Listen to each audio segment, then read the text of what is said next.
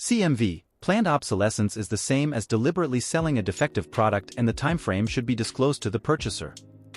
Firstly, planned obsolescence is different to using poor quality components materials for cost saving. Planned obsolescence (P.O.) is deliberately including design flaws to ensure a product stops working or has reduced performance after a certain amount of time. It does not include items that need to stop working for safety reasons, such as an expired gas detector. As an example, there are two very similar phones that cost $500 each. One has a P.O. date of 2 years, and the other has a P.O. date of 5 years. As each phone gets nearer to its P.O. date, its value approaches zero, so after 1 year the first phone is worth less than the second. The second phone represents a better investment. It's not possible for consumers to make the best decision for their financial circumstances without knowing the P.O. date, and the manufacturer should have to disclose it. I really want to agree with you, but planned obsolescence does not actually follow the logic of "this phone must break in 2 years." It follows the logic of a "we don't care if this phone only lasts 2 years."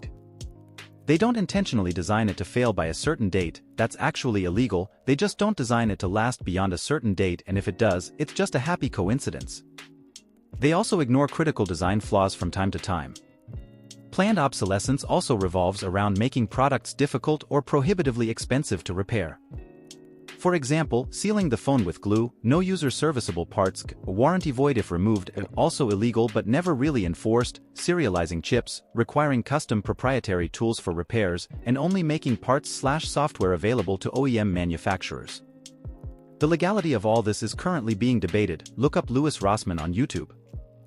Yeah, usually what happens is a phone CPU can do X. The next year's version, which is better, can do X plus 1. So app developers use that extra headroom to make their apps do more cool things. Now phone version 1 feels slow doing that new cool stuff. That doesn't mean that X is planned to fail, and when extrapolated could be applied to way too many things to be useful. I have a more direct suggestion, which I think would achieve the same goal of consumers being empowered, which is right to repair. Planned obsolescence and their disclosures or lack thereof wouldn't be a problem, or as much of a problem, if the ability to affordably repair the product in a timely manner was possible and supported. Apple throttling older phones' performances in the name of preserving battery life wouldn't be an issue if the batteries were easily replaceable. If Apple went back to the removable battery like their older MacBook Pros, I wouldn't have to plan out 3 weeks of time where I wouldn't be able to use my laptop because I had to ship it off to get the battery replaced. And so on and so forth. Even if companies had to disclose planned obsolescence, that would only help consumers realize when they need to replace their product. One could argue that this might indirectly lead to companies developing products with longer service lives to be competitive, but I don't really think that would happen because of perceived obsolescence. Instead, the ability to easily repair something that doesn't cost almost as much as totally replacing it would be much better for the life of the product, the user, and the environment. Firstly, planned obsolescence is different to using poor quality components materials for cost saving.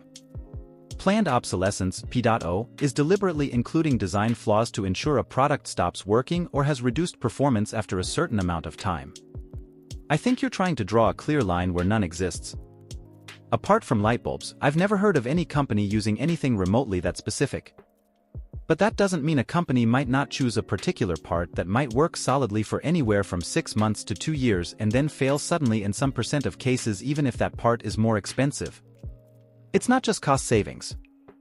It's considering the failure curve and trying to target something that works well for just enough time but then starts to break down.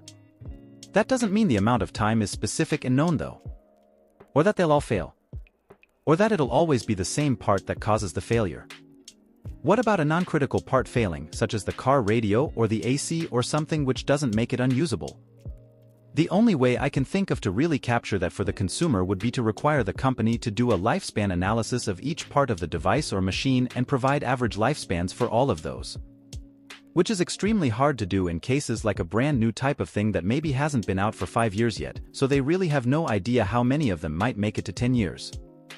The counter-argument is that engineering things to a certain standard is a significant cost, which of course is going to be passed on to consumers.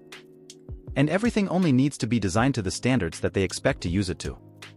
Naturally, market logic is going to dictate that the company that spends all its time and money manufacturing things to a standard that is higher quality, more expensive, and takes longer and is more complicated to build than your average product is probably going to fail to make the same money as the company that didn't do that. Of course, where that falls down is where companies manage to produce a superior product for not much more than a standard price, such that people will spend that extra on the name brand version. Also, when companies design things too well and don't charge enough, they often find that they can't make more money from that person, because that person has all of what they needed. As such, it loses them money to over-engineer. Also, people often don't pay for better, even if it's available, because they don't value the services they're using. It therefore just doesn't make any economic sense to design things with parts that are designed to last twice as long as the actual thing. We're not going to pay for it, it's not going to give us better use of that product, and the reality is that it's not a good idea on an economic basis. Products do not need to be better than they have to be, and if we won't pay for better than it has to be, then it just doesn't make any sense to make that. Especially in something like a car, where we don't appreciate any one individual part. We appreciate having a car. But I think you have touched on a place where it seems to be kind of dishonest and disrespectful. Namely, computers and smartphones.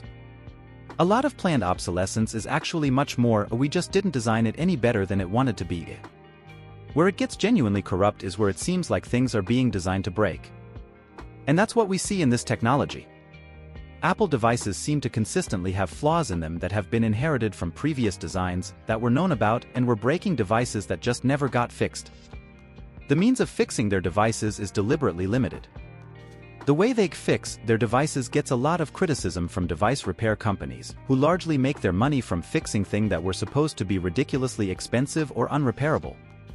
For some reason, they're getting rid of things like headphones, while simultaneously releasing shitty headphones.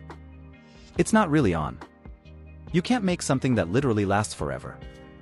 Some component will eventually fail, right? It makes some sense to literally then plan for and time all your components to likely fail at around the same time. You wouldn't make a screen to last 80 years on a phone that only lasts 10. On the opposite side, I think I like the idea of them telling me how long they expect each component and the whole thing to last. They have that data, they should be open and honest and share it with consumers.